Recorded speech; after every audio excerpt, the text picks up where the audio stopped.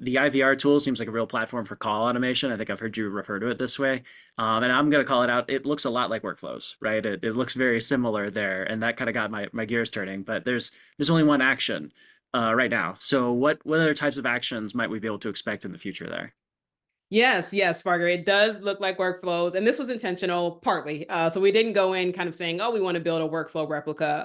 As you know, when you're building a feature, we always want to take into consideration the design components, the technical components from engineers, and then the product view, and just kind of have all those combined. So after just feedback from customers, current and prospects, looking at the market, we knew that we just really wanted to make sure we still had a seamless process for setting up IVR. That's one of the main pieces that customers expressed. They didn't want to go through a complicated 15 to 20 step process to set up a routing experience. On top of that, when you look at like the technical structure, what are our HubSpot customers used to? I think some of the beauty of HubSpot is our users are used to a pretty seamless setup process. Like, yes, we are a large platform now. We have a lot of hubs, but it's still pretty seamless to get started. And we wanted to keep along with that theme.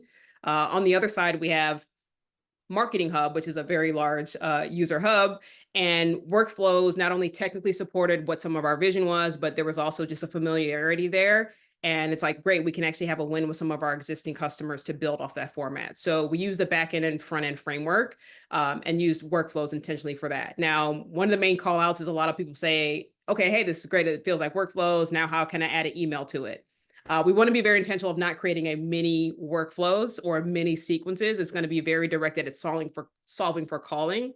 So we're going to keep that in mind. We will continue to add more custom actions. Right now, the focus is just expanding on skills-based routing, adding more AI capabilities, the submenus, adding some reporting as well. So I think once we get through that base level, then we're going to explore, okay, what are the next steps and actions, custom actions that we can add to really make sure we're getting users through the calling experience before plugging in something like an email or the next steps from other actions. But super excited. The feedback's been great in terms of users liking the format fitting so closely to what we already have for workflows, and it feels familiar and it's been pretty fluid to go through.